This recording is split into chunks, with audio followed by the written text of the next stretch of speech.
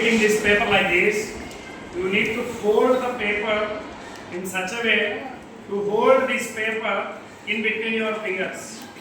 Okay, in between your fingers.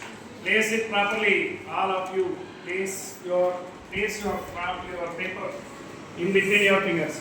Keep a narrow slit in between. There must be small and narrow slit. When you are going to blow the wind through it, you will produce a sound by vibrating these papers. Do it.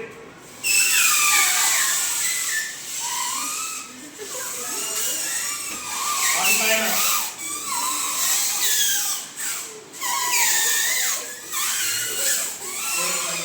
Like this. If you make more gap, if you have more gap, you could not able to hear that sound. Thank you.